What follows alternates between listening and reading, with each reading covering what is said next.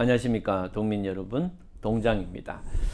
1953년 사상계 5월호 내용을 소개해 드리고 있습니다. 이번에 소개해 드릴 논문은요, 민주주의론이라는 거고, 작성자는 김재준이라는 분입니다. 이 김재준이라는 분은 이 당시에 한국신학대학교 교수를 역임했던 분입니다. 지금 이 민주주의론이라는 글은요, 여러분들 오늘날 민주주의와 관련해서 많이 들어봤던 그런 내용이 많기 때문에, 그래서 모든 걸 소개하는 것은 좀 의미가 없을 것 같습니다.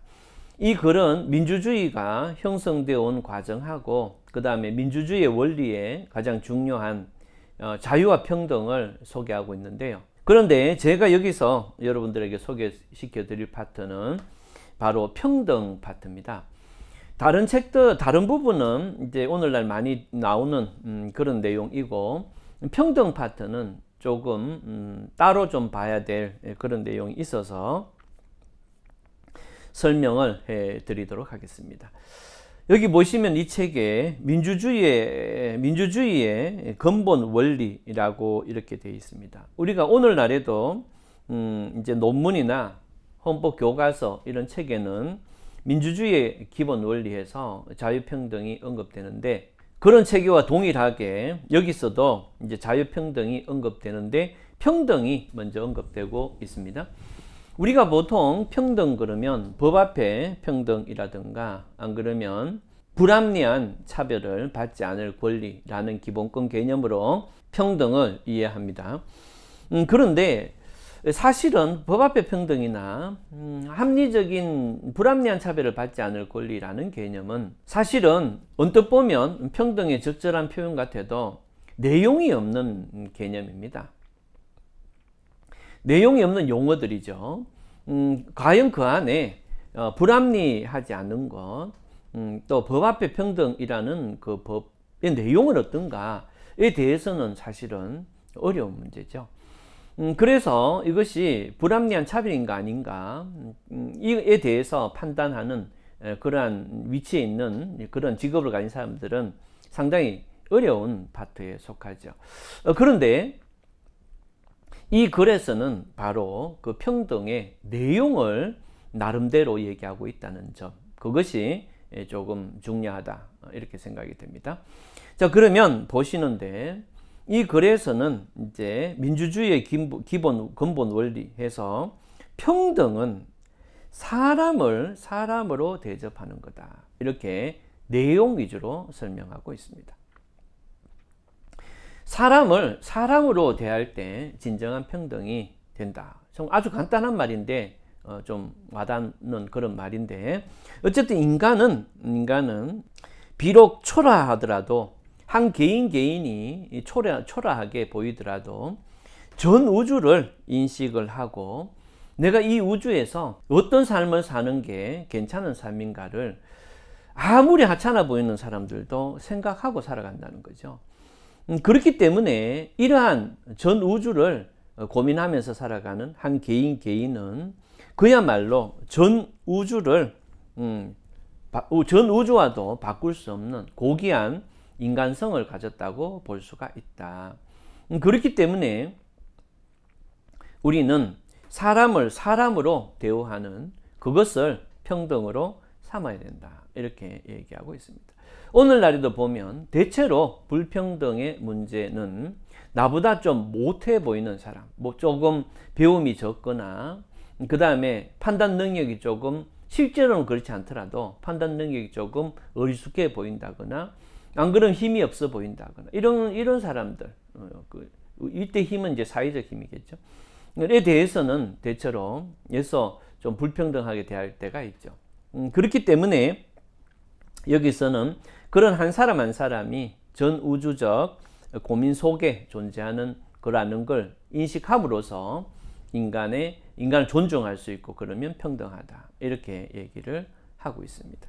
이 사람은 인간을 인간답게 대접하는 자만이 앞으로 미래 사회에서는 사회의 중요한 부분을 차지할 수 있다, 이렇게 얘기를 하고 있습니다. 이 얘기는 앞으로 민주주의 사회, 인간에 대한 낙관론이죠. 인간이 앞으로 발전해서 더 인간적인 사회가 될수록 다른 인간을 인간으로 대하는 그런 존재가 대우받는 존재가 될 것이다. 이렇게 얘기를 합니다. 이렇게 인간을 선천적으로 대우를 해줘야 될 평등 개념, 그러한 존재로 우리가 보지 않는다면 어떤 개념이 되느냐. 그러니까 기본적으로 인간이라는 것은 현우, 그 다음에 빈부, 또 개인적 소질, 이런 것에서 선천적인 차이를 갖고 있다. 이렇게 생각하는 사람이 요즘도 있어요. 요즘도 이제 뭐 조금 기본적으로 좋은 집안에서 태어나서 금전적인 지원을 많이 받아서 그래서 좋은 대학을 나와서 어떤 전문직을 갖고 있는 사람들과 대화를 해보면 뭔가 이제 자기와 다른 세상에 자기는 이제 저런 사람들과 좀 다른 세상이고 뭐 이런 형태로 생각하는 모습을 보이는 사람들이 있어요. 나이가 좀 든 분인데도 이제 그런 분이 있죠. 그런 분들은 눈에 보이는 데서는 이제 자신의 인격을 생각하면서 이제 그 시민적 의식을 지키는 듯 하지만 그렇지 않은 파트에서는 이제 계급 의식, 바로 여기 특권 의식이 나타날 가능성이 있다는 거예요. 그래서 우리가 진정한 평등이 되려면 인성적인 그러한 부분에서 타인을 배려할 수 있는, 또 타인을 진정으로 고귀하게 생각할 수 있는 그러한 상황이 됐을 때 평등해진다, 이런 뜻입니다. 그래서 이 사람은 인간의 존경을 말할 때 그것은 평등이다. 즉 인간이 다른 인간을 존경할 때 그때 나타나는 게 평등이다, 이렇게 얘기한 다음에, 하지만 수학적으로 똑같이 대하는 것은 그것을 평등이라 하기는 어렵다, 이렇게 얘기합니다. 무슨 말인가 하면은 우리가 이제 다른 사람을 존경한다는 걸 평등이라고 얘기하지만 그 평등을 완벽하게 동일한 개념의 평등이라고 봐버리면 이 사회가 움직일 수가 없다는 거예요. 그러니까 레고 있죠,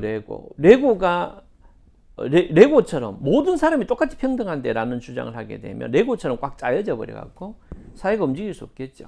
그러면은 우리가 다른 사람을 똑같이 존경한다는 거하고 이렇게 수학적으로 완전히 동일한 취급을 해서는 안 된다는 것하고는 어떤 차이가 있느냐에 대해서 얘기하는데, 여기서 얘기하기를 교장이나 소사나 장관이나 주사나 이냐를 어떤 것이냐를 막론하고 그 직분적 책임에 충성을 하면 된다. 자, 이게 무슨 말인가 하면은 이제 이런 차이는 이제 평등 불평등과는 어떤 관계냐? 우리는 장관이나 주사를 대할 때 인간적인 경중으로는 대하면 안 된다는 겁니다. 그것은 불평등이라는 거예요. 대신에 장관이나 장관이든 주사가 됐던 그런 상황에서 우리는 직무에서만, 직업적인 의미에서만 사람을 대하면 된다는 거예요. 장관을 대할 때는 장관의 직분에 해당하는 형태로 대하면 되고, 주사를 대할 때는 주사의 직분에 해당하는 형태로 대하면 된다.